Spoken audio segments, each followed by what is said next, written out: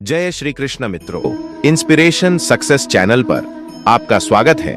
आज हम आपको सुनाने जा रहे हैं श्री कृष्ण की 4 ऐसी कहानियां जिसको सुनने से आपके जीवन के सारे कष्ट, सारे दुख दूर हो जाएंगे तथा आप जीवन में कभी भी निराश नहीं रहोगे। चलिए शुरू करते हैं, लेकिन उससे पहले श्री कृष्ण के सच्चे भक्त कमेंट में जय श्री राधे कृष्ण जरूर लिखें। ये कहानी भगवान श्री कृष्ण के बाल्यकाल के समय की है। बचपन में श्री कृष्ण बड़े ही शरारती थे। आए दिन भगवान श्री कृष्ण के नए नए उलाहने रोज यशोदा मैया के पास आते रहते थे। इन्हीं उलाहनों से तंग आकर एक दिन यशोदा मैया छड्डी लेकर कृष्ण भगवान के पीछे दौड़ते लगी। यशोदा मैया से बचकर भागते भागते श्री कृष्ण एक कुम्हार के घर में घुस गए। उस वक्त कुम्हार अपने काम में व्यस्त था, पर जब कुम्हार की दृष्टि भगवान कृष्ण पर पड़ी तब कुम्हार बड़ा ही प्रसन्न हो गया। भगवान कृष्ण बोले, कुम्हार जी, मेरी मैया बहुत क्रोधित है और छड्डी ही लेकर मुझे ढूंढ रही है। कुछ समय के लिए आप मुझे मेरी मैया से छुपा लीजिए। कुम्हार भगवान श्री कृष्ण के अवतार स्वरूप से जात था। उसने तुरंत कृष्ण जी को एक बड़े से मिट्टी के गड्ढे के नीचे छुपा दिया। कुछ समय पश्चात जब यशोदा मैया ने वहां आकर कुम्हार से पूछा, क्यों रे कुम्हार, क्या तूने मेरे कान्हा को कहीं देखा है? तो कुम्हार ने जवाब दिया, नहीं मैया, मैंने कहीं नहीं देखा। कुम्हार और यशोदा मैया के बीच हो रहा संवाद भगवान श्री कृष्ण गौर से सुन रहे थे। फिर जब माता यशोदा वहां से चली गई तब कान्हा बोले, कुम्हार जी, मेरी माता यदि चली गई हो तो मुझे इस घड़े से बाहर निकालिए। कुम्हार बोला, भगवान ऐसे नहीं आपको निकालूंगा, पहले आपको मुझे वचन देना होगा कि आप मुझे 84 लाख यानियों के बंधन से मुक्त कर देंगे। कुम्हार की बात सुनकर कान्हा जी मुस्कुराए और बोले, ठीक कुम्हार, मैं वचन देता हूं कि मैं तुम्हें 84 लाख यानियों के बंधन से मुक्ति दे दूंगा। अब तो मुझे बाहर निकाल दो। कुम्हार बोला, मुझे अकेले को नहीं प्रभु, मेरे पूरे परिवार को भी आप 84 लाख यानियों के बंधन से मुक्त करने का वचन दीजिए, तो ही मैं आपको घड़े से बाहर निकालूंगा। इस पर कृष्ण बोले, ठीक है भैया, मैं उन्हें भी 84 लाख यानियों के बंधन से मुक्त करने का आपको वचन देता हूं। अब तो बाहर निकाल दो मुझे। अब कुम्हार बोला, बस प्रभु जी, एक विनती और है, उसे पूरा करने का वचन देते हैं तो मैं आपको घड़े से बाहर निकाल दूंगा। कृष्ण बोले, अब वह भी बता दो। कुम्हार ने कहा, हे प्रभु जी, जिस घड़े के नीचे आप छुपे हैं उस घड़े को बनाने के लिए लाई गई मिट्टी को मैंने अपने बैलों पर लाद कर लाई है। आप मेरे उन बैलों को भी 84 लाख यानियों के बंधन से मुक्त करने का वचन दीजिए। कृष्ण भगवान ने कुम्हार का प्राणी प्रेम देखकर उन बैलों को भी मोक्ष देने का वचन दिया। कान्हा बोले, लो कुम्हार, तुम्हारी सभी इच्छाएं पूरी हो गई है, अब तो इस घड़े से मुझे बाहर निकल लो। इस बार कुम्हार बोला, अभी नहीं भगवान, बस एक अंतिम इच्छा शेष रह गई है, और वह यह है कि जो भी जीव हम दोनों के बीच हुए इस संवाद को सुन रहा होगा उसे भी आप इस जन्म और मृत्यु के चक्र से मुक्त कर देंगे। बस यह वचन भी दे दीजिए, तभी मैं आपको इस गड्ढे से बाहर निकालूंगा। कुम्हार की सच्ची प्रेम भावना देखकर कृष्ण भगवान अति प्रसन्न हुए और उन्होंने कुम्हार को तथास्तु कह दिया। फिर जाकर कुम्हार ने बाल कृष्ण को घड़े से बाहर निकाला। उनको साष्टांग प्रणाम करके उनके चरण धोए और वह चरण अमृत प्राशन करके अपने पूरे घर में उसका छिड़काव किया। अंत में कुम्हार प्रभु कृष्ण के गले लगकर इतना रोया कि उनमें ही विलीन हो गया। जरा सोचें, जो बाल श्री कृष्ण 7 कोस लंबे चौड़े गोवर्धन पर्वत को अपनी इक्नी अंगुली पर उठा सकते हैं, तो क्या वो एक घड़ा नहीं उठा सकते थे? लेकिन बिना प्रेम रीझे नहीं नटवर नंद किशोर।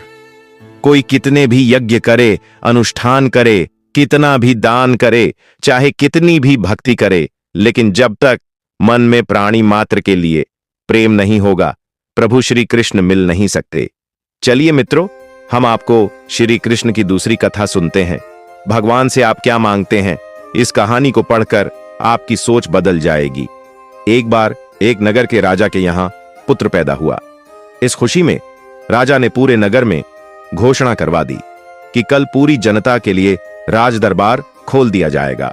जो व्यक्ति सुबह आकर सबसे पहले जिस चीज को हाथ लगाएगा वो उसी की हो जाएगी। पूरे राज्य में केचुशी का माहौल छा गया।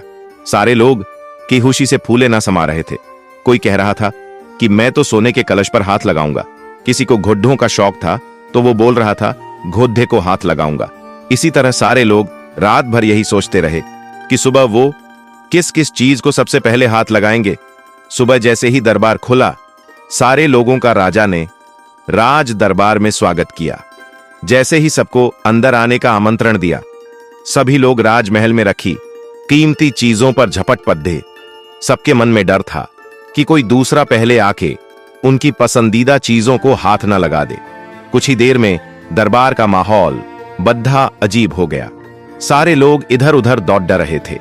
राजा अपने सिंहासन पर बैठा ये सब देख रहा था और राजा को बद्दा ही आनंद आ रहा था। अचानक एक छोटा सा बच्चा भीड़ से निकल कर आया और राजा की ओर आने लगा। राजा उसे देखकर कुछ समझ नहीं पाया और इतने में वो बच्चा राजा के नजदीक आया और उसने राजा को हाथ लगा दिया। अब राजा उसका हो चुका था, तो इस तरह राजा की हर चीज उसकी हो गई। इसी तरह जैसे राजा ने जनता को मौका दिया, वैसे ही हमारा ईश्वर हमें रोजाना मौका देता है कुछ पाने का। लेकिन हम नादान हैं और ईश्वर की बनाई हुई चीजों को पाने में अपनी पूरी शक्ति लगा देते हैं। किसी को गाड़ी चाहिए तो किसी को बंगला, किसी को पैसा तो किसी को शान शौकत। रोज भगवान से प्रार्थना में भी भगवान की ही चीजें मांगते हैं। जो लोग सत्य को जान लेते हैं वो भगवान की चीजें नहीं बल्कि भगवान को ही प्राप्त करने की कोशिश करते हैं। भगवान को पा लिया तो उस मालिक की हर चीज आपकी ही हो जाएगी। तो फिर क्यों मूर्खों की तरह दिन रात उसकी बनाई चीजों को पाने में अपना कीमती समय गंवाते हो। उस ईश्वर की स्तुति करो, उसे पाने की कोशिश करो, फिर उसकी हर चीज आपकी हो जाएगी। ये थी हमारी दूसरी कहानी की सीख। चलिए मित्रों, हम आपको तीसरी कथा की कहानी सुनते हैं। एक बार की बात है, महाभारत के युद्ध के बाद भगवान श्री कृष्ण और अर्जुन द्वारिका गए, पर इस बार रथ अर्जुन चला करके ले गए। द्वारिका पहुंचकर अर्जुन बहुत थक गए, इसलिए विश्राम करने के लिए अतिथि भवन में चले गए। शाम के समय रुक्मिणी जी ने कृष्ण को भोजन परोसा तो कृष्ण बोले, घर में अतिथि आए हुए हैं, हम उनके बिना भोजन कैसे कर लें। रुक्मिणी जी ने कहा, भगवन आप आरंभ करिए, मैं अर्जुन को बुलाकर लाती हूं। जैसे ही रुक्मिणी जी वहां पहुंची तो उन्होंने देखा कि अर्जुन सोए हुए हैं और उनके रोम रोम से कृष्ण नाम की ध्वनि प्रस्फुटित हो रही है।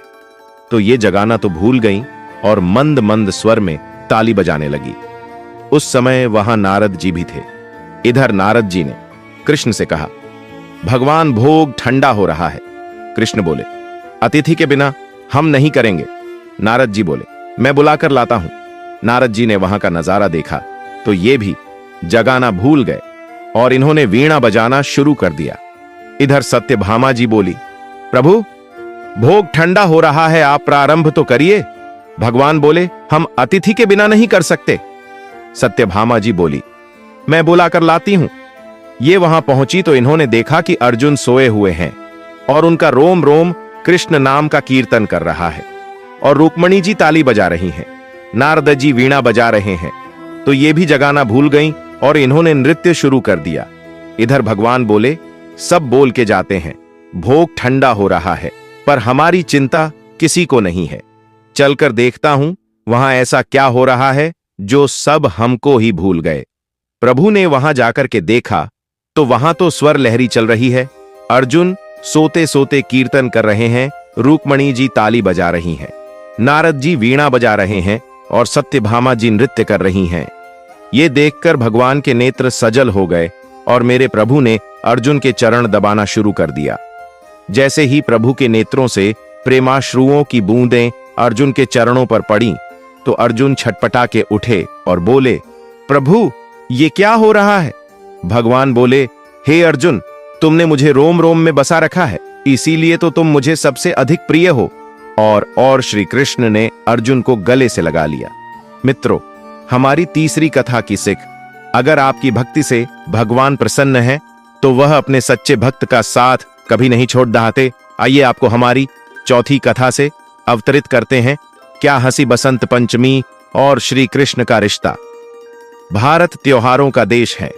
यहाँ हर महीने हर दिन कोई ना कोई त्योहार किसी ना किसी राज्य में विशेष रूप से मनाया जाता है। भारत के प्रसिद्ध त्योहारों में से एक बसंत पंचमी का त्योहार है, जिसे सरस्वती पूजा भी कहा जाता है। इस दिन विद्या की देवी मां सरस्वती की आराधना की जाती है। इस दिन मां सरस्वती की उत्पत्ति हुई थी, जिसके उपलक्ष्य में इस त्योहार को मनाया जाता है।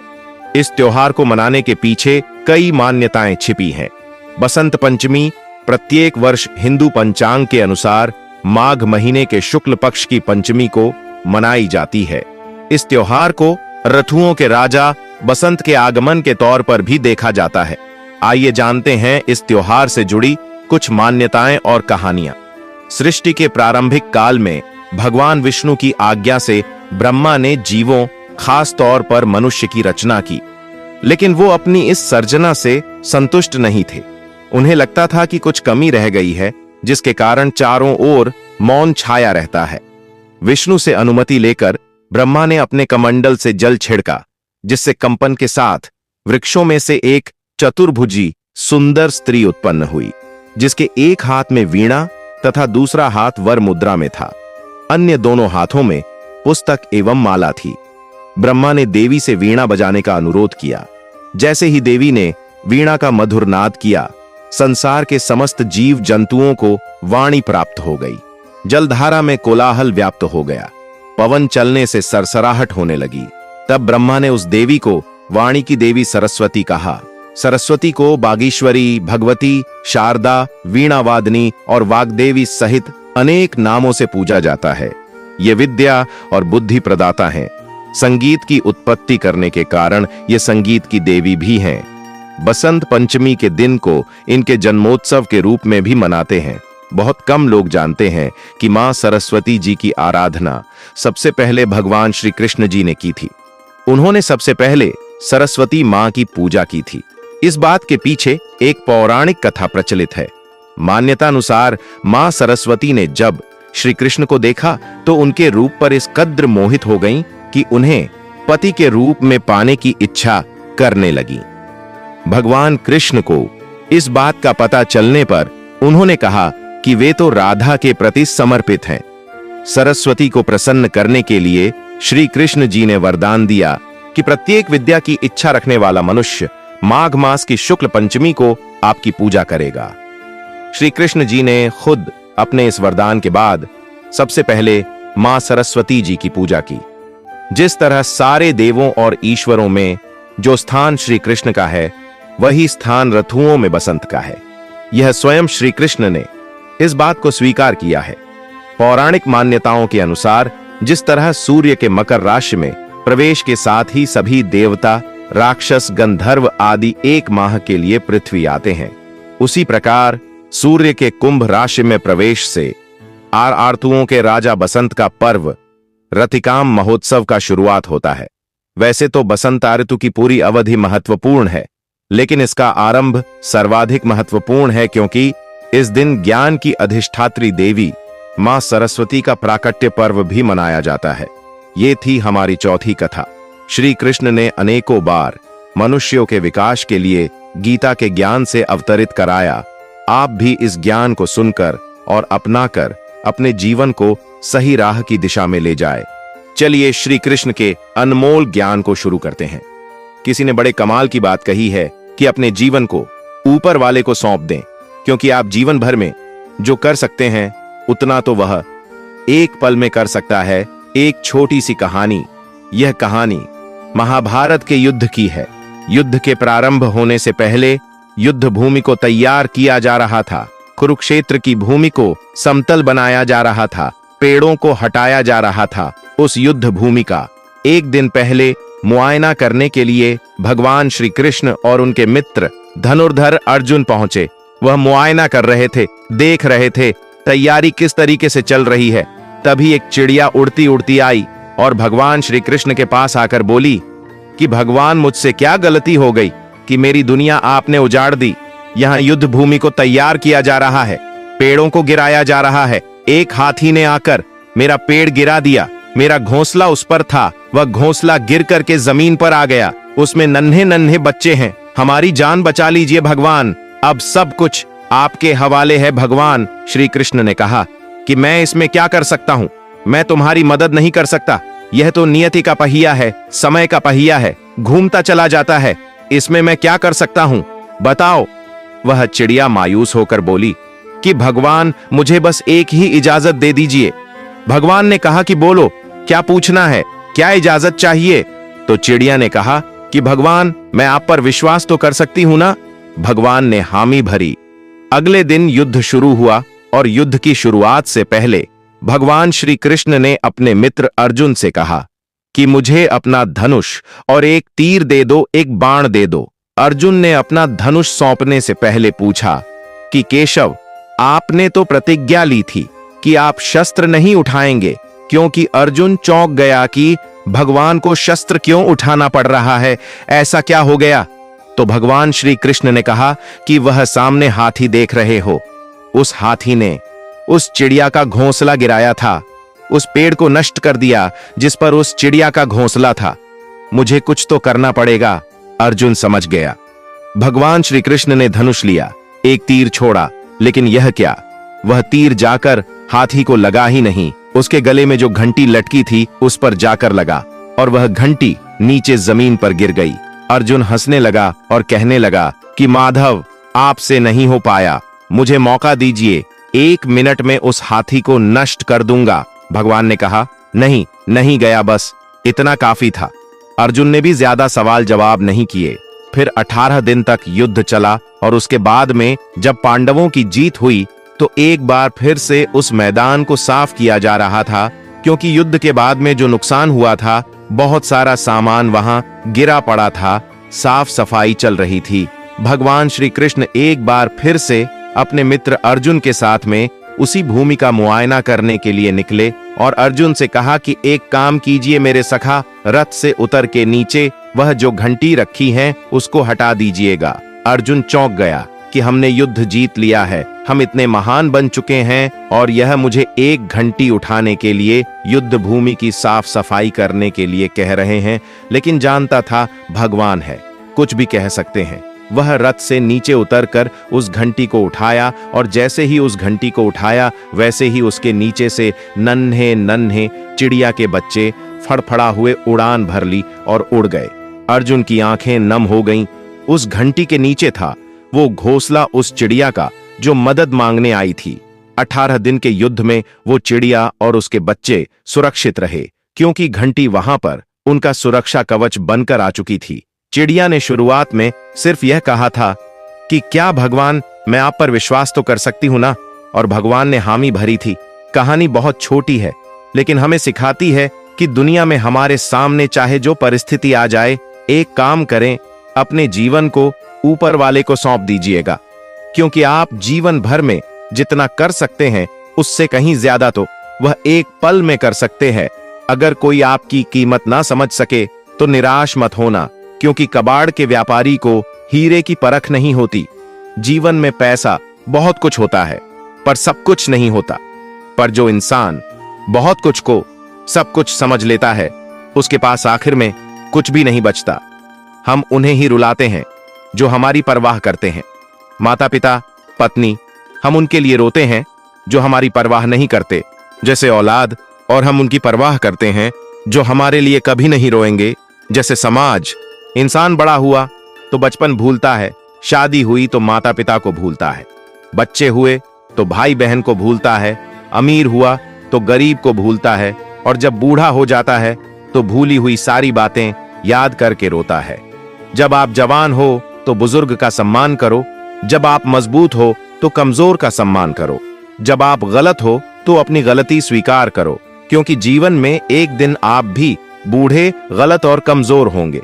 जो उदय हुआ है वह अस्त भी होगा, जो विकसित हुआ है वह मुरझाएगा भी, जो छीना गया है वह एक दिन वापस भी आ जाएगा, जो आया है वह एक दिन चला भी जाएगा। जिसका आपके लिए कोई मूल्य नहीं है वह किसी जरूरतमंद के लिए मूल्यवान हो सकता है। आपके पास जो है उसकी इज्जत करना सीखिए, क्या पता उसे पाने के लिए कोई रोज तड़पता हो। भाव संभालने से मन संभल जाता है, शब्द संभालने से वाणी संभल जाती है और व्यवहार संभालने से रिश्ते संभल जाते हैं। जब किसी के दिल का दरवाजा हमेशा के लिए बंद हो जाए तो उसे खटखटाकर अपने आत्मसम्मान को न गिराओ, क्योंकि दोबारा वही मिलता है जो बिछड़ गया हो, वह नहीं जो बदल गया हो। ये जिंदगी एक सुपरमार्केट की तरह है। यहां चाहे जितना घूमो फिरो, चाहे जितना सामान खरीद लो, उसका हिसाब भी देना है। इस दुनिया में सुकून से जीने का एक ही रास्ता है कि हम अपने दिल में एक कब्रिस्तान बना लें, जहां हम दूसरों की गलतियों और कमियों को दफन कर दिया करें। मुंह एक ही है और कान दो हैं, जो इशारा करते हैं कि सुनो ज्यादा और कहो कम। जब आप बात करते हैं तो केवल वही दोहराते हैं जो आप पहले से जानते हैं, लेकिन जब आप सुनते हैं तो आप कुछ नया सीखते हैं। सबसे बेहतरीन नजर वह होती है जो अपनी कमी को देख सके, क्योंकि नींद तो रोज ही खुलती है, पर आंखें कभी कभी जल्दबाजी में किया गया विश्वास और बिना मेहनत के लगाई गई आस, इन दोनों का परिणाम सिर्फ धोखा ही होता है। सदा उनके कर्जदार रहिए जो आपके लिए कभी खुद का वक्त नहीं देखते। सदा उनके वफादार रहिए जो व्यस्त होने के बावजूद भी आपके लिए वक्त निकालते हैं। जब ऊपर वाला आपसे कुछ वापस लेता है तो यह मत सोचना कि आपको दंड दिया जा रहा है। हो सकता है उसने आपका हाथ खाली किया हो पहले से कुछ बेहतर देने के लिए। जीवन उन लोगों के लिए सर्वश्रेष्ठ है जो इसका आनंद ले रहे हैं। उन लोगों के लिए मुश्किल है जो इसका विश्लेषण कर रहे हैं, और उन लोगों के लिए सबसे खराब है जो जीवन की आलोचना कर रहे हैं। मन भर के जियो, मन में कुछ भर के मत जियो। रोए बिना तो प्यास भी नहीं कटता जनाब। फिर यह तो जिंदगी है, इतनी आसानी से भला कैसे कट जाएगी। आप कितने भी अच्छे क्यों ना हो, फिर भी आप किसी ना किसी की कहानी में बुरे जरूर होंगे, क्योंकि लोग हमेशा अपने स्वार्थ के हिसाब से ही आपके बारे में सोचेंगे। अक्सर लोग बहुत से ऐसे सवालों से घिरे रहते हैं जो उन्हें रात दिन सताते रहते हैं। क्यों लोग आपको नजरअंदाज करते हैं? आपको लगता है कि लोग आपकी वैल्यू को समझते नहीं हैं। आपके महत्वपूर्ण और असरदार बातों पर भी ध्यान नहीं दिया जाता है। क्या आप जानते हैं, इन सब का कारण लोग नहीं, केवल आप ही हैं। दुनिया बुरी नहीं है, दोष आपके भीतर ही है, क्योंकि आप स्वयं ही अपने आप को सम्मान नहीं करते हैं। आप खुद ही खुद की कदर नहीं करेंगे तो दूसरों से उम्मीद मत रखिए। बेवजह कहीं भी खड़े हो जाना, बिना मांगे सलाह देना, ज्यादा बातें करना, हर समय हाजिर हो जाना, काम कम और बातें ज्यादा करना, बिना मतलब बात विवाद में उलझना, यह सभी आदत आपकी अहमियत को कम करती है। गलत संगत में रहने से कई गुना बेहतर है अकेले रहना सीखिए। खुद को समय दीजिए, कमियों को सुधारे, खुद का सम्मान कीजिए। जब हम खुद को महत्वपूर्ण मानते हैं तो दूसरों को भी हमारी महत्वपूर्ण का आभास होता है। लेकिन यह सब इतना आसानी से नहीं होने वाला। इसमें आपको बहुत धैर्य और सब्र रखने की जरूरत पड़ेगी, क्योंकि यह इतना आसान नहीं है जितना कहने और सोचने में आसान लगता है। खुद को बदलना मतलब अपने आप में सुधार लाना। इस दुनिया के सबसे मुश्किल कार्य में से एक है। संयम रखिए, धीरे धीरे और हमेशा खुद को बेहतर बनाने की कोशिश करते जाइए। अक्सर देखते हैं कि व्यक्ति कुछ दिनों बाद सब कुछ भूलकर फिर से उसी रास्ते पर चल पड़ता है जहां वह अपना सब कुछ बर्बाद कर चुका हो। सबसे पहले अकेले रहना सीखिए, उसके बाद जितना हो सके शांत रहना सीखिए। कोशिश कीजिए कम से कम बात की जाए। शांत मन से सोचना शुरू कीजिए। हर काम में जल्दबाजी नहीं कीजिए। जल्दबाजी इंसान के सोचने की क्षमता को प्रभावित करता है, और इंसान में सबसे ज्यादा है क्रोध यानी गुस्सा। कहा गया है कि क्रोध पानी के मटके भी सुखा देता है, अर्थात जहां क्रोध की गर्म लू चलती हो वहां शीतल जल का अस्तित्व भला कब तक रहेगा। क्रोधी व्यक्ति सुनाने की शक्ति तो रखता है, परंतु कुछ भी सुनने की शक्ति और धैर्य उसमें जरा भी नहीं होता, और उसकी यही कमजोरी उसे जीवन के हर मोड़ पर हार का सामना करवाती है और उसका सुख चयन छीन लेती है। कहते हैं कि क्रोध आने का मूल कारण है नकारात्मक विचारधारा। जिन लोगों को बार बार असफलता मिलती है, बार बार अपमान सहना पड़ता है और बार बार मनोवांछित मन में एक प्रकार का आघात पहुंचता है, एक प्रकार का मानसिक जख्म हो जाता है और इन्हीं सब वजहों से फिर से वह लोग अपनी नकारात्मक भावनाओं को गुस्से के रूप में बाहर निकालते हैं। जब हम दूसरे से अधिक अपेक्षाएं रखने लगते हैं और जब पूरी नहीं होती तो निराशा के कारण हम तनावग्रस्त हो जाते हैं, दूसरों पर क्रोध करने लगते हैं। ऐसा करते समय हम यह भूल जाते हैं कि हम स्वयं भी तो निपुण नहीं हैं, हम भी तो गलतियां करते हैं और दूसरों की अपेक्षाएं पूरी नहीं करते हैं। अतः हमें इस हकीकत को स्वीकार करना चाहिए कि इस दुनिया में कोई वास्तव में सर्वगुण संपन्न नहीं है। इसलिए हर एक को उसकी त्रुटियों के साथ सहर्ष स्वीकार करने में ही हमारी सुख शांति समाई हुई है। श्री कृष्ण कहते हैं, क्रोध और आंधी दोनों एक समान है। शांत होने के बाद ही पता चलता है कि नुकसान कितना हुआ है। क्रोध करने का मतलब होता है कि दूसरों की गलतियों की सजा खुद को देना। क्रोध एक तरह का पागलपन होता है। क्रोध हमें उन लोगों से भी दूर कर देता है जो लोग हमें सच में मानते हैं। क्रोध में बोला गया एक कठोर शब्द इतना जहरीला बन सकता है कि आपकी 1000 प्यारी बातों को 1 मिनट में नष्ट कर सकता है। क्रोध एक बहुत ही बड़ा अवगुण है जो इंसान की कामयाबी में बाधक बनता है। अत्यंत क्रोध स्वभाव का इंसान नेत्रधारी होकर भी अंधा ही होता है। क्रोध का भाव हमेशा क्रोधी को ज्यादा नुकसान पहुंचाता है, बजाय उसके जिस पर वह क्रोधित हो रहा हो। क्रोध को पाले रखना गर्म कोयले को किसी और पर फेंकने की नीयत से पकड़े रहने के समान है। इसमें इंसान खुद ही जलता है। क्रोध मूर्खता से शुरू होता है और पश्चाताप पर समाप्त होता है। खोलते हुए पानी में जिस प्रकार प्रतिबिंब नहीं देखा जा सकता है, उसी प्रकार क्रोध की स्थिति में सच नहीं देखा जा सकता।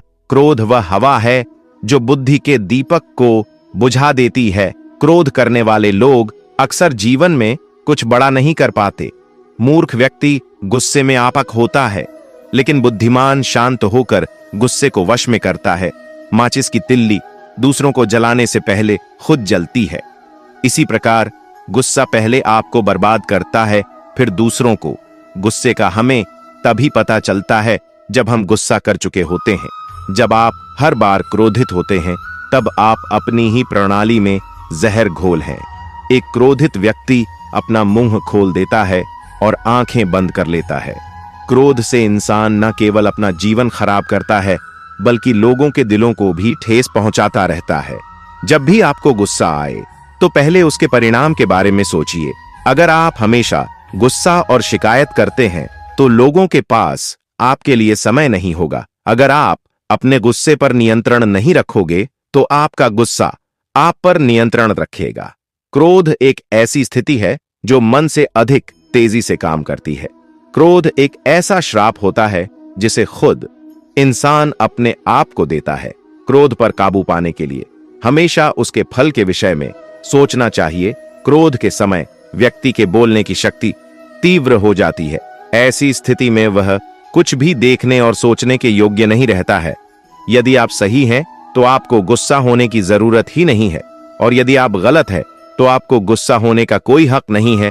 जो हमेशा गुस्से में रहे उसे छोड़ना जरूरी है। ऐसे मूर्ख इंसान का घमंड तोड़ना जरूरी है।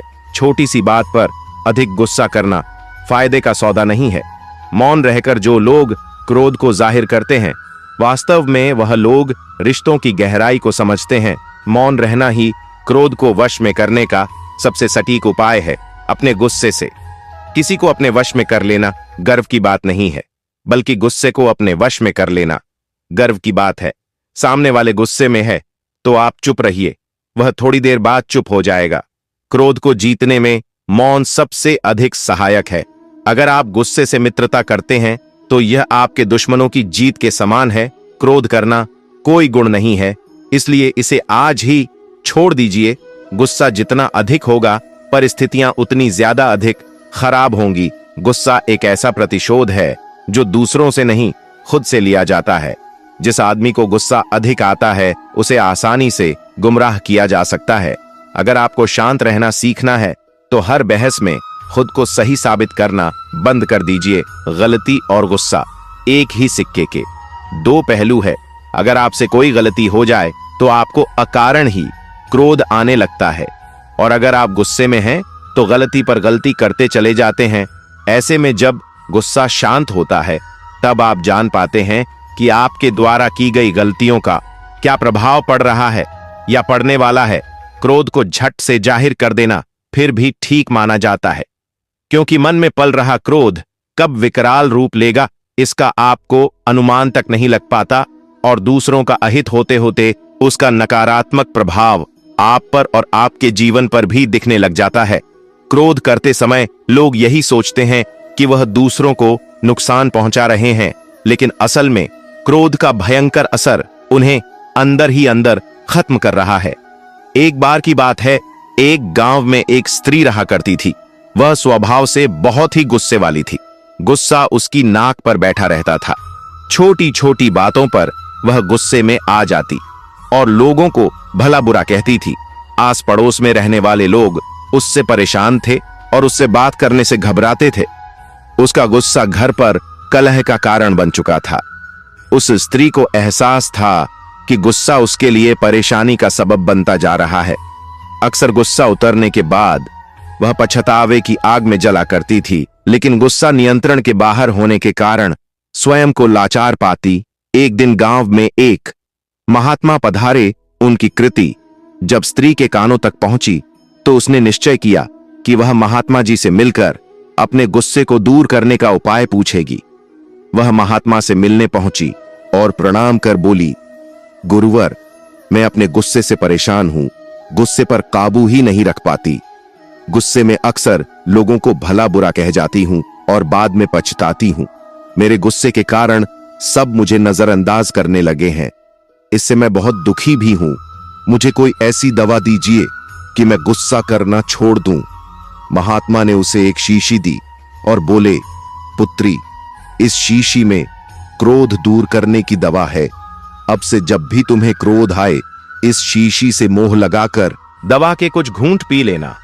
स्त्री दवा पाकर बहुत खुश हुई और महात्मा का धन्यवाद कर अपने घर लौट गई। उसके बाद उसे जब भी गुस्सा आता वह शीशी से मुंह लगाकर दवा पी लेती। धीरे धीरे उसका गुस्सा कम होने लगा। 7 दिन बाद जब शीशी की दवा खत्म हो गई तब वह फिर से महात्मा के पास पहुंची और बोली, गुरुवर, आपने मुझे गजब की दवा दी है। इसे पीते ही गुस्सा छूमंतर हो जाता है। अब वह दवा खत्म हो गई है। कृपया कर मुझे उस दवा की एक और शीशी दे दीजिए। महात्मा मुस्कुराते हुए बोले, पुत्री, तुम्हें जानकर आश्चर्य होगा कि उस शीशी में कोई दवा नहीं थी। उसमें सादा पानी भरा हुआ था। क्रोध आने पर जब भी तुम उस शीशी से पानी पीती थी तो शीशी मुंह में होने के कारण तुम कुछ बोल नहीं पाती थी। क्रोध दूर करने का उपाय बस अपना मुंह बंद कर लेना है। अब से यही किया करो दोस्तों। इस कहानी से हमें सीख मिलती है। क्रोध ना करने का उपाय बस अपना मुंह बंद कर लेना है, तभी आप क्रोध को शांत कर पाएंगे। 3 रिश्तों से हमेशा बच कर रहे। 1 झूठा प्यार, दूसरा मतलबी यार और तीसरा पंचायती रिश्तेदार। जो सच्चे दिल से रिश्ते निभाएगा वह रोता ही रहेगा। यही होता आया है और यही होता रहेगा। सोचना ही है तो कमाने की सोचो, जमाने की नहीं। जब आप जरूरत से ज्यादा सोचते हैं तो आप खुद को ही नुकसान पहुंचाते हैं। धोखा देने वालों में एक बहुत बड़ी खूबी होती है, ये बहुत मीठा बोलते हैं। जिन लोगों की कभी हम नजरें उतारते हैं, एक दिन वह लोग भी हमारी नजरों से उतर जाते हैं। जहां लोग दूसरों की बुराई करते हैं उस जगह कभी मत जाना, क्योंकि आपके जाने के बाद लोग वहां आपकी बुराई करेंगे। जो लोग आपको पर्सनली नहीं जानते उनकी बातों को कभी पर्सनली नहीं लेना चाहिए। खुद को क्या करना है यह किसी को पता नहीं, लेकिन दूसरों को क्या करना चाहिए उसकी सलाह सबके पास है। आधे रिश्ते तो लोग ये बोल के ही खत्म करवा देते हैं कि तेरे अपनों ने ही तेरे ऊपर कुछ कर रखा है। ज्यादा भी हुआ तो कम समझेंगे, यह हमारा दर्द है, इसे सिर्फ हम समझेंगे। गहरे से गहरे रिश्ते भी जब टूट जाते हैं तब लोग चीख चीख कर राज बताने लगते हैं। खुद में झांकने के लिए जिगर चाहिए जनाब। दूसरों में बुराई बताने में तो हर शख्स माहिर होता है। रूप और रुपए पर कभी घमंड मत करना, क्योंकि गरीबी कभी पूछकर नहीं आती। खुशी देने वाले भले ही अपने ना हो, लेकिन दर्द देने वाले हमारे अपने होते हैं। भूल और भगवान अगर मानोगे तो ही दिखाई देंगे। जो इंसान सच में अच्छा होता है उसे दिखावे की कोई जरूरत नहीं होती। कई बार किसी को जाने देना उसको जबरदस्ती रोके रहने से बेहतर होता है। इंसान को उसकी बेवकूफी नहीं बल्कि जरूरत से ज्यादा चालाकी ले डूबती है। मन के सारे राज हर किसी को नहीं बताना चाहिए, क्योंकि मित्र कब शत्रु बन जाए कुछ नहीं कह सकते। कुछ भी कहो, पर रोने के बाद नींद बहुत अच्छी आती है। हर बार खामोशी का मतलब अकड़ नहीं होता, कई बार खामोशी का मतलब सब्र भी होता है। इंसान कितना ही अमीर क्यों ना बन जाए, अपनी तकलीफ बेच नहीं सकता और सुकून खरीद नहीं सकता। भगवान कुछ लोगों को इसलिए भी हमारी जिंदगी से निकाल फेंकते हैं क्योंकि उन्होंने उनकी वह बातें भी सुन ली होती है जो हम नहीं सुन पाए हैं। नफरत भी एक बंधन होता है, इसीलिए इससे बचकर रहना। जो लोग भ्रष्ट होते हैं वह कभी स्पष्ट नहीं होते हैं। दुनिया से 2 कदम पीछे ही सही, लेकिन अपने दम पर चलना, कोई जवाब ना देना भी एक जवाब होता है, और यह जवाब सबसे अधिक प्रभावशाली होता है। आप जितना अधिक जानेंगे, आपके डरने की संभावना उतनी ही कम हो जाएगी। वक्त का कोई भरोसा नहीं, कब किसे राजा और किसे रंग बना दे। चिंता करने का अर्थ है ईश्वर की व्यवस्था पर शक करना।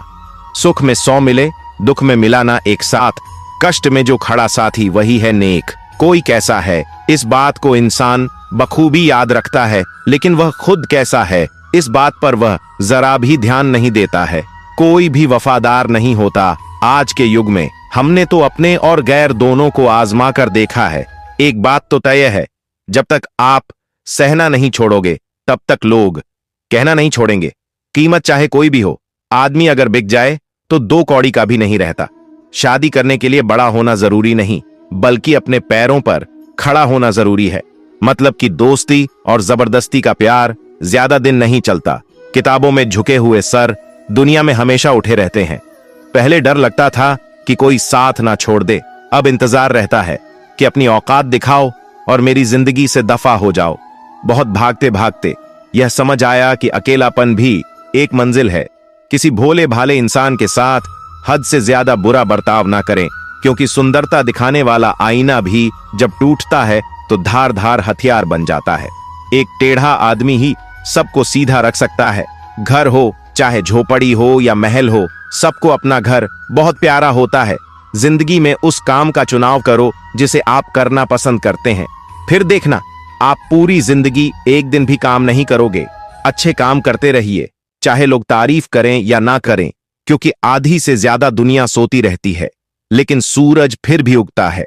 शेर के पांव में अगर कांटा लग जाए तो इसका मतलब यह नहीं कि अब कुत्ते राज करेंगे कहकर सोचना और सोचकर कहना व्यक्ति का व्यक्तित्व ही बदल देता है। खुद पर भरोसा रखो, आप जिंदगी के इस पड़ाव को भी उसी तरह पार कर लोगे जिसे आपने जिंदगी के अब तक के सारे पड़ाव पार किए हैं। अंधी भीड़ में मत चलो, आप खुद का रास्ता खुद बनाओ और लोगों को जीत कर दिखाओ। जो इंसान अपना घमंड नहीं छोड़ता, एक दिन उस इंसान को सब छोड़ देते हैं। कभी कभी घटिया लोगों का इलाज भी घटिया तरीकों से ही करना पड़ता है। पहले के जमाने में लोग एक दूसरे की हिम्मत बढ़ाते थे, और आजकल लोग एक दूसरे का ब्लड प्रेशर बढ़ाते हैं। समस्या का समाधान बाद में करो, उससे पहले समस्या देने वाले का करो। जैसे जैसे जिंदगी गुजरती जा रही है, यह एहसास होता जा रहा है कि कोई किसी का नहीं होता है।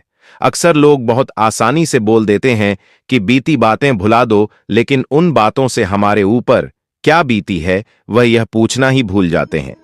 कोई गलती जो बार बार दोहराई जाए वह गलती नहीं होती, बल्कि मर्जी होती है। अच्छे लोगों में एक खूबी होती है कि वह अपने बुरे वक्त में भी अच्छे ही होते हैं। लोग आपको पहचानना ही बंद कर दें, उससे पहले ही अपनी पहचान जरूर बना लेना। झूठ को यदि आप धीरे से भी कहोगे तो सब लोग सुन लेंगे, लेकिन जब आप सच बोलोगे तो चिल्लाने पर भी आपकी बात कोई नहीं सुनेगा। कभी कभी जिंदगी में अकेला रहना भी जरूरी है। खुद से बातें करने के लिए प्रशंसा स्वीकार करने में विनम्रता होनी चाहिए, और भूल स्वीकार करने में गर्व होना चाहिए। जीवन का हमसफर ऐसा होना चाहिए जो आपके साथ बैठकर रिश्ते के बीच की गलतफहमियां को सुलझाना चाहे, ना कि यह कह दे कि अब इस रिश्ते को ही खत्म कर दे। हमारी हर एक सोच हमारा भविष्य बना भी सकती है और बिगाड़ भी सकती है। निभाना ही तो मुश्किल है, चाहना तो हर किसी को आता है। छोटी सोच के लोगों को बोनविटा भी बड़ा नहीं कर सकता। रिश्ता कभी भी किसी तीसरे की वजह से खराब नहीं होता, बल्कि रिश्ता खराब तो तब होता है जब अपना ही बेईमानी करता है। सोच का अंधेरा रात के अंधेरे से ज्यादा खतरनाक होता है। कुछ लोगों को कभी माफ नहीं करना चाहिए, फिर चाहे रिश्ते टूट जाएं या कोई साथ छोड़ के चला जाए। आजकल लोग इतने गिर गए हैं कि वह बस फायदा उठाना ही जानते हैं। आप जितनी सच्चाई से रिश्ते निभाएंगे, लोग उतना ही ज्यादा आपका दिल दुखाए। आपके जज्बात आपके वक्त और पैसों से भी ज्यादा अहमियत रखते हैं, इसलिए उन्हें वहीं खर्च करो जहां उनकी कदर हो। खुद को दूर रखना दुनिया की चाल से। यहां किसी को फर्क नहीं पड़ता हमारे अच्छे या बुरे हाल से। लोग भले ही पहचानते नाम से हो, लेकिन याद तो इंसान के स्वभाव को ही रखा जाता है। गलत लोगों से ज्यादा सजा तो आज की दुनिया में शरीफ लोगों को मिलती है। जिंदगी में गलत लोगों के आने का कभी अफसोस मत करें, क्योंकि गलत लोग भी आपको कोई ना कोई सही सीख देकर ही जाते हैं। सम्मान चाहे सबका करो, लेकिन इज्जत उतनी ही दो जितनी सामने वाला आपको देता है। तेरे बदल जाने का कोई दुख नहीं है मुझे, मैं तो बस अपने भरोसे पर शर्मिंदा हूं। कई बार आप किसी चीज की अहमियत तब तक नहीं समझ पाते जब तक वह चीज आपकी जिंदगी से चली नहीं जाती। दुख दिमाग की उपज है, आप जितना सोचोगे दुख उतना ही बढ़ता जाएगा। जब पैसे आते हैं तो इज्जत भी आती है, लेकिन याद रखना वह इज्जत पैसे की है, तुम्हारी नहीं। पहले डर लगता था कि लोग क्या कहेंगे, अब डर लगता है कहीं मैं ही कुछ उन्हें सुना ना दूं। बेवफा औरत हर जगह मुंह मार के खुद को हीरोइन समझती है, लेकिन असल में वह एक ढोलक है जो हर जगह बजाई जा रही है। इंसान के पास जब बहुत रुपया हो जाता है, तब इंसान बहुरुपया हो जाता है। जिस डर से आत्मविश्वास की हानि होने लगे, उस डर का अंत करना बहुत आवश्यक हो जाता है। जो आपकी भावनाओं को जानकर भी आपको तकलीफ देता है, वह इंसान आपका अपना कभी नहीं हो सकता। अकेले रहना दोगले और झूठे लोगों में रहने से कई गुना बेहतर है। यह कलयुग है जनाब। यहां कसम खाने वाला नहीं, शराब पीने वाला ज्यादा सच बोलता है। औकात से ज्यादा इज्जत दे दी जाए तो कुत्ते काटने पर उतर आते हैं। इस दुनिया में इंसान ने झूठ बोलना तब सीखा जब उसे सच बोलने की सजा मिलने लगी। लकड़ी के कीड़े पूरी कुर्सी को खा जाते हैं और कुर्सी के कीड़े पूरे देश को खा जाते हैं। जवानी की उम्र में जो इंसान अपनी मनपसंद चीजों की कुर्बानी दे सकता है, वही इंसान जिंदगी में कामयाब इंसान बनता है। जैसे ही लगता है कि जिंदगी समझ आ गई है, पता नहीं कहां से जिंदगी कुछ ऐसा दिखा देती है जो हमने सपने में भी नहीं सोचा होता है। दुनिया में 90% लोग एक पिंजरे में कैद हैं, और उस पिंजरे पर लिखा है कि लोग क्या कहेंगे। लोग आपकी उसी खूबी से जलते हैं जिसकी उनके अंदर कमी होती है। गलतियां माफ की जा सकती है, लेकिन जानबूझकर तकलीफ देने वालों को कभी माफ नहीं करना चाहिए। हकीकत जान जाओगे तो सब पराये लगेंगे, इसलिए मन में यह वहम ही पाल के रखो कि सब अपने हैं। जिंदगी ने मुझे इतना तो सिखा दिया है कि किसी से भी किसी भी तरह की उम्मीद रखना बिल्कुल बेकार है। आपके साथ कितना भी छल हुआ हो, कितना भी धोखा हुआ हो, लेकिन अगर आपने किसी के साथ गलत नहीं किया है तो आप जिंदगी में हमेशा कामयाब रहोगे। आज के जमाने में तब तक किसी के पास किसी के लिए समय नहीं होता जब तक उसको सामने वाले से मतलब नहीं होता। अगर आप जिंदगी में चुप रहना सीख जाओगे तो आपको बहुत कुछ सुनाई देगा और बहुत कुछ दिखाई भी देगा। मुझे अपनी जिंदगी में कोई भी ऐसा शख्स नहीं चाहिए जो मेरी गैर मौजूदगी में चुपचाप मेरे खिलाफ बातें सुन ले। खुद से झूठ बोलना दूसरों से झूठ बोलने से बहुत ज्यादा खतरनाक होता है। मोहब्बत के अंधेरों में पत्थर भी पिघल जाते हैं। गैरों से क्या गिला करना जब अपने ही बदल जाते हैं। इस जमाने में हर किसी को अपना समझना छोड़ दो। जिंदगी में हमेशा खुश रहोगे। वास्तविकता में मजाक चालाकी से किया गया अपमान होता है। जिंदगी में बुरे वक्त का आना भी बहुत जरूरी होता है, वरना अपनों का नकाब ओढ़े गैरों का भी पता नहीं चलता। याद रखना, चालाकी 4 दिन चमकती है और ईमानदारी जिंदगी भर। एक गलत इंसान किसी के भी बारे में कभी सही नहीं सोच सकता। भीड़ में उन्हीं चेहरों को पहचाना जाता है जिन्होंने अपनी पहचान बना ली है। जिस इंसान को हम बेहद प्यार करते हैं, जिंदगी में वही इंसान हमारा सबसे ज्यादा फायदा उठाता है, क्योंकि वह इंसान जानता है कि हमारी कमजोरी क्या है। इतने समझदार बनो कि किसी को माफ करो, लेकिन इतने बेवकूफ मत बनो कि धोखा देने वाले पर दोबारा विश्वास कर बैठो। जब कोई समझे ही ना तो उसे समझाने की जरूरत ही क्या? जब कोई माने ही ना तो उसे बताने की जरूरत ही क्या? जिसको किसी से कोई फर्क नहीं पड़ता, यकीन मानिए उसे किसी एक से बहुत फर्क पड़ता है। सच्चे दिल से किसी जरूरतमंद की मदद करके देखो। अगर दिल को सुकून ना मिले तो कहना, जिसे जाना है उसे जाने दो। वह अगर आज रुक भी गया तो कल चला ही जाएगा। कोई तो ऐसी बात करो जिससे पता चले कि तुम मेरे हो। किसी को इग्नोर करने में और बिजी रहने में बहुत फर्क होता है। जिन्हें सपने देखना अच्छा लगता है उन्हें रात छोटी लगती है, और जिन सपने पूरे करना अच्छा लगता है उन्हें दिन छोटा लगता है। खूबसूरती इसमें नहीं कि हम कैसे दिखते हैं, बल्कि खूबसूरती इसमें है कि हम दूसरों से कैसा व्यवहार करते हैं। किसी की अगर आदत देखनी है ना तो उसे इज्जत दो, और किसी की अगर फितरत देखनी है तो उसे आजादी दो। मुझे कमजोर समझने की गलती मत करना। मैं प्यार और वार वक्त आने पर दोनों करना जानता हूं। खामोशियां कभी बेवजह नहीं होती। कुछ दर्द ही ऐसे होते हैं जो आवाज तक छीन लेते हैं। चेहरा साफ, दिल में दाग, मुंह पर आप। बस यही दुनिया का सच है। वक्त रहते ही खुद को बदल लेने में भलाई है, क्योंकि अगर वक्त ने बदला तो बहुत तकलीफ होगी। आज के द्वार का वही रब है जिसके पास पैसा और पद है। आज रिश्ते का दूसरा नाम पैसा बन गया है। कर्म कितने भी गंदे क्यों ना हो, अगर आपके पास पैसे हैं तो आपकी अनपढ़ता, आपके बुरे कर्म, आपका बुरा व्यवहार, सब कुछ माफ कर दिया जाएगा। ये कलयुग है साहब। यहां बुरे के साथ बुरा हो या ना हो, पर अच्छों के साथ बुरा जरूर होता है।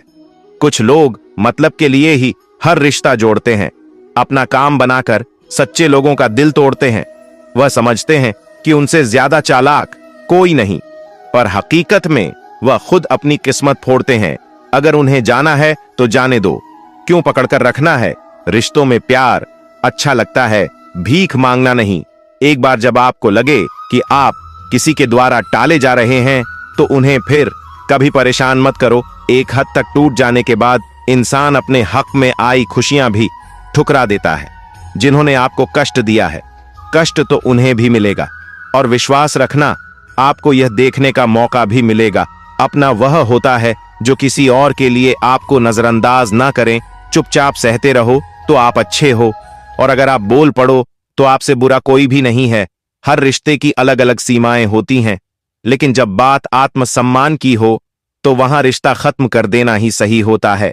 सहारे इंसान को खोखला कर देते हैं और उम्मीदें इंसान को कमजोर कर देती हैं। इसीलिए अपनी ताकत के बल पर जीना शुरू करो, क्योंकि आपसे अच्छा साथी और हमदर्द आपका और कोई नहीं हो सकता। किस्मत और अपनों का कोई भरोसा नहीं है, यह दोनों कभी भी पलट सकते हैं। नरम दिल के लोग जल्दी रो पड़ते हैं, जल्दी रूठ जाते हैं, फिर जल्दी से मान भी जाते हैं। मैंने सुना है कि ऐसे लोग रब को बहुत पसंद आते हैं। उम्मीद करना गलत नहीं होता, पर हमसे गलती यह होती है कि हम गलत लोगों से उम्मीद लगा बैठते हैं। शब्द का भी एक अपना स्वाद है। बोलने से पहले खुद चख लेना चाहिए। अगर खुद को अच्छा ना लगे तो दूसरों को कैसे अच्छा लगेगा? दिल तो अभी भी जिंदा है, बस अब फीलिंगलेस हो गया है। जिस इंसान ने दुख में खुश रहना सीख लिया, समझ लेना कि उस इंसान की जिंदगी सफल हो चुकी है। जिंदगी में आप मुस्कुराना सीख लो। रोना तो लोग सिखा ही देंगे, वह लोग आखिर में छूट ही जाते हैं जिनसे हम हद से ज्यादा जुड़ जाते हैं। जिस दिन आप किसी को अपनी आदत बना लेते हो, उस दिन से वह इंसान तुम्हें कभी भी बर्बाद कर सकता है। इश्क इतना ही करें जिंदगी में कि आपकी सेल्फ रिस्पेक्ट का मजाक ना बने। माना मोहब्बत जरूरी है, लेकिन इज्जत से ज्यादा कभी भी नहीं। खूबसूरत होना जरूरी नहीं, पर किसी के लिए जरूरी होना बहुत खूबसूरत होता है। खुलकर जीना हो तो कभी किसी पर मत मरना। यह मोहब्बत का नया दौर है। जहां आज आप हो वहां कल कोई और है। जिंदगी मोह से शुरू होती है और मोह भंग होने पर खत्म होती है। किसी को फोर्स मत करो कि वह तुम्हें याद करे। कुछ दिन खामोश रहकर देखो कि उसकी लाइफ में आपकी कितनी वैल्यू है। चुप रहना अच्छा होता है, लेकिन जब आपके साथ अन्याय हो, तब आपको अपने हक के लिए जरूर बोलना चाहिए। झूठ सुनने में भी मजा तब आता है जब सच आपको पहले से ही पता हो। हम डर के नहीं, सब कुछ करके बैठे हैं।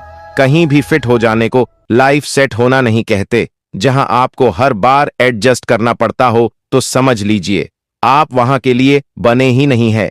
आपके इरादे इतने कमजोर कभी नहीं होने चाहिए कि लोगों की बातों में आकर टूट जाए। जगह जगह प्रयास करने से अच्छा है एक ही लक्ष्य पर कड़ी मेहनत और लगन से काम किया जाए। देखना आपको सफलता जरूर मिलेगी। आज के जमाने में ज्यादा अच्छा होना बिल्कुल भी अच्छा नहीं है। गिराने वाले अगर अपने हो तो संभलने में बहुत वक्त लगता है। आज के जमाने में लोग आपकी तारीफ तब करते हैं जब उनको आपकी जरूरत होती है। खुश रहना सीखो, इससे पहले कि उदास रहना आपकी आदत बन जाए। कोई अगर आपसे कहे कि आप बदल गए हो तो 95% चांसेस ये है कि आपने सिर्फ वह चीजें करनी बंद कर दी हैं जो उन्हें आपसे चाहिए थी। बाकी आप में कुछ नहीं बदला। लौटते वह लोग हैं जो रूठ कर चले जाते हैं। टूट जाने वाला कभी लौट कर नहीं आता। कुछ लोग हमारा दिल रोज दुखाते हैं, लेकिन फिर भी हम उनसे बात करके खुश हो जाते हैं। जो अपनों के सताए होते हैं, अपनों के ठुकराए होते हैं, वह बहुत कठोर हो जाते हैं, दिल से भी और बोली से भी। उम्मीद तकलीफ तो बहुत देती है, पर न जाने क्यों इस दिल को फिर भी उम्मीद रहती है। बनावटी रिश्तों से कई गुना बेहतर है कि आप अकेले ही रहना सीखो। मोहब्बत और नफरत कहने को तो दो मामूली शब्द हैं, लेकिन यही दो शब्द इंसान को भगवान भी बना सकते हैं और शैतान भी बना सकते हैं। समय बताने वाले तो बहुत मिलेंगे, लेकिन समय पर काम आने वाले बहुत कम मिलेंगे। तूफान का आना भी जरूरी है जिंदगी में, तभी तो पता चलता है कि कौन हाथ पकड़ता है और कौन साथ छोड़ता है। मैंने हर किस्म के लोग देखे हैं अपनी जिंदगी में मदद लेकर, शुक्रिया बोलने वाले भी और मदद लेकर बेवकूफ बोलने वाले भी। वक्त से पहले मिली चीजें अपना मूल्य खो देती हैं और वक्त के बाद मिली चीजें अपना महत्व खो देती हैं। मुझे ना झुकने का शौक है, ना झुकाने का शौक है। कुछ एहसास दिल से जुड़े हैं, बस उन्हें निभाने का शौक है। दिखते तो यहां सभी इंसान हैं, बस फर्क इतना है कि कुछ जख्म देते हैं और कुछ जख्मों को भरते हैं। फिर से उसी मोड़ से शुरू करनी है जिंदगी, जहां सारा शहर अपना था और तुम अजनबी थे। जब आप बोलते कम और सुनते ज्यादा हो तो आप लोगों को ज्यादा पसंद आने लगते हो। अरे मन होना चाहिए किसी से बात करने का, वक्त तो अपने आप मिल जाता है। जिंदगी में पछताना छोड़ो, बल्कि कुछ ऐसा करो कि आपको छोड़ने वाला पछताए। समय और शब्द दोनों का उपयोग लापरवाही से मत करो। ये दोनों ना दोबारा आते हैं, ना दोबारा मौका देते हैं। ऐसे लोगों से संभल कर रहना जो आपके सामने आपके साथ है और आपके पीछे आपके खिलाफ है। कभी कभी समझ नहीं आता कि अच्छे इंसान के साथ किस्मत हमेशा बुरा खेल क्यों खेलती है। प्यार करना एक कला है और यह प्यार कभी मत करना, ये मेरी सलाह है। कितने अफसोस की बात है जब कहीं वफादारी का जिक्र होता है तो हम इंसान कुत्तों की मिसाल देते हैं। ना हक दो किसी को इतना कि आपको तकलीफ हो जाए, और ना वक्त दो इतना किसी को कि उसको गुरूर हो जाए। अगर आपको यह वीडियो अच्छा लगा तो वीडियो को लाइक कर दीजिए। ऐसे ही और वीडियो देखने के लिए चैनल को सब्सक्राइब कर दीजिए।